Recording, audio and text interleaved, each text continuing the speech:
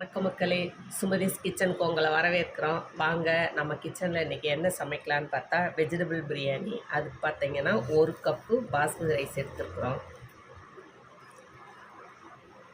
அதுக்கு தேவையானதுன்னு பார்த்தீங்கன்னாக்கா நம்ம இங்கே வந்து காய் எடுத்துருக்கோம். நமக்கு இதில் என்ன காய் விரும்புகிறோமோ போட்டுக்கலாம். நம்ம வந்து பட்டாணி எடுத்துருக்கோம், கேரட்டு, கோஸு, பீன்ஸு, உருளைக்கிழங்கு. இதை வச்சு இது கூட மீன் மேக்கர்னால நம்ம சேர்த்துக்கலாம், நல்லாயிருக்கும். அதையும் இப்போ போட்டுக்கலாம்.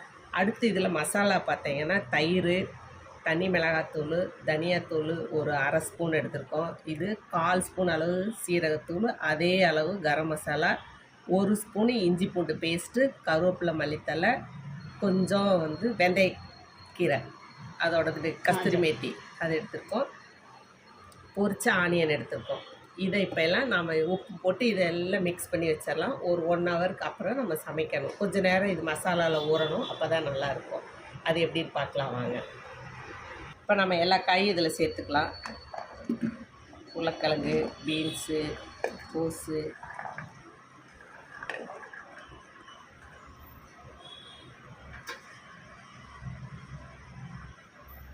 இப்போ மசாலாலாம் இதில் போட்டுக்கலாம். கருவேப்பிலை, மல்லித்தலை, இஞ்சி பூண்டு பேஸ்ட்டு, ஜீரகத்தூள், கரம் மசாலா, தனியா பவுடரு, தனி மிளகாத்தூள், கஸ்தூரி மேத்தி, இது பூரா உள்ளே போட்டுக்கலாம். இப்போ இதில் தயிர் சேர்த்துக்கலாம். இப்போ இந்த வெஜிடபிள்ஸ் தேவையான உப்பு போட்டுக்கலாம். இதை பண்ணிக்கலாம்.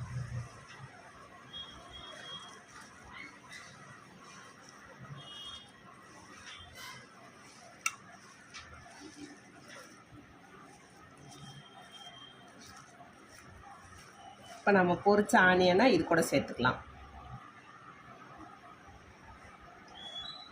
நம்ம ஒரு பெரிய வெங்காயம் ஃபுல்லாக பொரித்து வச்சுருந்தோம், அதில் பாதியை இதில் சேர்த்துக்கிறோம், மீதியை நாம் சமைக்கும் போது போட்டுக்கலாம்.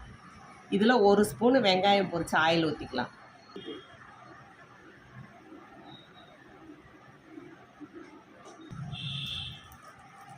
இந்த வெங்காயம், பொரிச்ச வெங்காயம் எல்லாத்தையும் சேர்த்து இதில் நல்லா மிக்ஸ் பண்ணி விட்டால் இந்த மசாலா ஃபுல்லாக ஊறிடும். தயிரோடு சேர்த்து நமக்கு இன்னும் புளிப்பு சுவை ஜாஸ்தியாக வேணும்னா நம்ம இது கூட வந்து லெமன் சேர்த்துக்கலாம். ஒரு 1/2 லெமன் புளிஞ்சு விட்டுக்கலாம். மிக்ஸ் பண்ணியாச்சு. இது இப்படியே மூடி போட்டு ஒரு 1/2 மணி நேரத்துலேருந்து 1 மணி நேரம் மூடி வச்சிடலாம். இப்போ நாம் இந்த கிளறி எல்லாம் மிக்ஸ் பண்ணி வச்சுருக்க காய், வெஜிடபிள்ஸ் எல்லாத்தையும் சேர்த்து அடுப்பில் வச்சிடலாம். வச்சுட்டு இது இப்படியே கொஞ்சம் வேகட்டும். இதுக்கு வந்து நம்ம அந்த ஆனியன் பொரிச்ச ஆயில் இருந்து மிச்சம் இருந்ததுன்னா ஃபுல்லாக ஊற்றிடலாம். தாளிக்க வேண்டியதில்லை. நம்ம கரம் மசாலா நிறையாவே போட்டிருக்கோம், அதனால் அதுக்கு பட்டை கிராம்பெல்லாம் தேவைப்படாது. அப்படியே தாளிச்சிக்கலாம். அந்த ஆயில் வந்து ஆனியன் பொரிச்ச ஆயில் ஒரு 2-3 ஸ்பூன் இருக்கும், அதை அப்படியே விட்டுக்கலாம். கடைசியில் என்ன நம்ம நெய் ஊற்றிக்கலாம். இது அப்படியே வேகட்டும், மூடி போட்டு வச்சிடலாம்.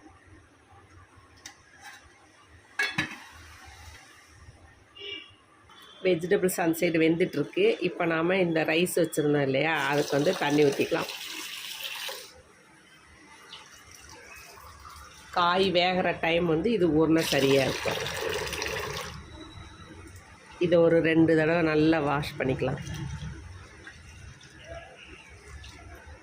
இந்த அரிசி இப்போ நம்ம அந்த பக்கம் அடுப்பு வச்சதையுமே இங்கே அரிசி போட்டோம். இது ஒரு 10 நிமிஷம் ஊறட்டும். அதுக்குள்ளே நம்ம அந்த இன்னொரு அடுப்பில் வந்து சுடுதண்ணி காய வச்சுக்கலாம், இந்த சோறை வடிக்கிறதுக்கு.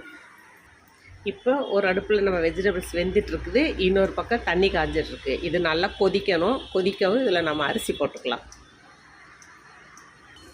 இப்போ நமக்கு தண்ணி கொதிக்க போகுது. அதில் வந்து 2 ஏலக்காய், பாதி கிராம்பு, 2 கிராம்பு, பாதி அரணசி பூவில் பாதி, ஒரு சின்ன விரலில் ஒரு விரல் சைஸு 1 இன்ச் அளவுக்கு பட்டை, ஒரு பிரியாணி இலை, இது கொதிக்கட்டும். அது கூட ஒரு 4 புதினா, 4 மல்லித்தலை, இது நல்லா கொதிக்கட்டும். இப்போ அந்த அரிசிக்கு தேவையான கல்லுப்பு. இப்போ தண்ணி நல்லா கொதிக்குது. கொதிச்சது இப்போ நம்ம இந்த அரிசியை அது கூட சேர்த்துடலாம்.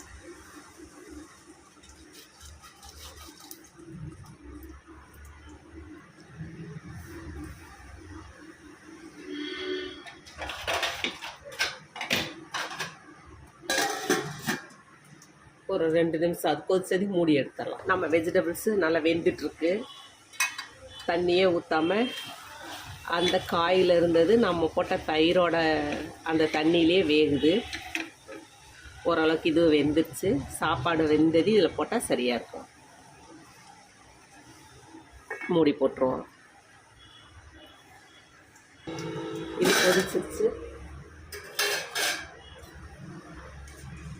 ஒரு கிண்டி விட்டுறலாம். இது பார்த்துட்டே இருக்கணும் பதம். சாப்பாடு நல்லா கொதிச்சிட்ருக்கு. இன்னும் கொஞ்ச நேரத்தில் எடுத்துடலாம். இப்போ வந்து நமக்கு சாப்பாடு ஓரளவுக்கு வெந்திருக்கு, பார்த்தாலே தெரியும். இந்த மாதிரி வெந்து நீளமாக வந்துடுச்சு. இப்போ இதை நம்ம வடித்து எடுத்துக்கலாம்.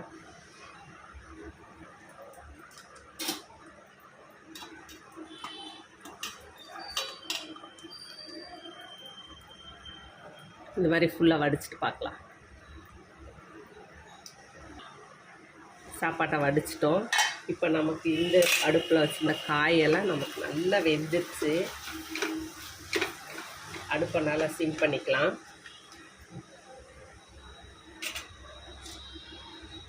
இப்போ இந்த சாப்பாட்டை நம்ம இதில் லேயர் பண்ணிக்கலாம்.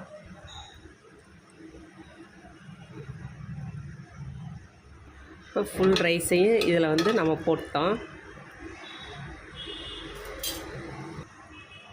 இப்போ நம்ம பொரிச்சு வச்சு இந்த ஆனியன் இதில் போட்டுக்கலாம்.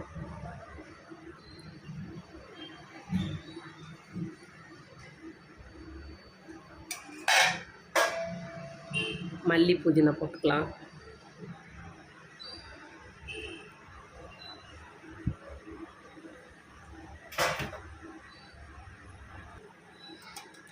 நெய் ஊற்றிக்கலாம். இது நமக்கு தேவைக்கு அளவாக ஊற்றிக்கலாம். எவ்வளோ வேணுமோ அவ்வளவு. இது பாலில் குங்குமம் போட்டு ஊற வச்சுருக்கோம். இப்போ அதை இதை கூட சேர்த்து ஊற்றிக்கலாம்.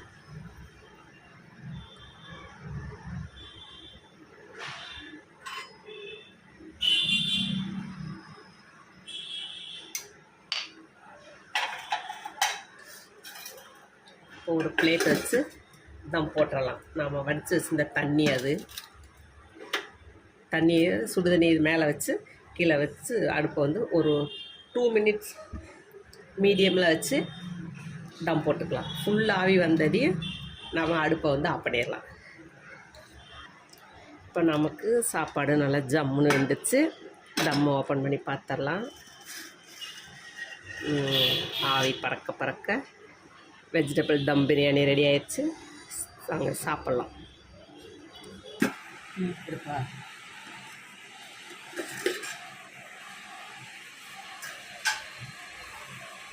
சூப்பரான தம் பிரியாணி, வெஜ் தம் பிரியாணி ரெடி ஆயிடுச்சு.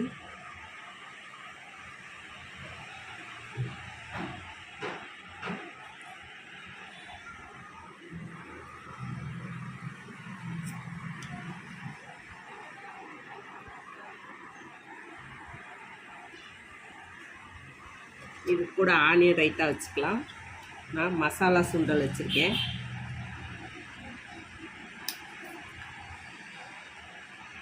இந்த மாதிரி ஈஸியாக சமைங்க, ஜாலியாக சாப்பிடுங்க, சந்தோஷமாக சமைங்க, ஜாலியாக சாப்பிடுங்க. மறுபடியும் இன்னொரு வீடியோவில் சந்திப்போம். நன்றி, வணக்கம்.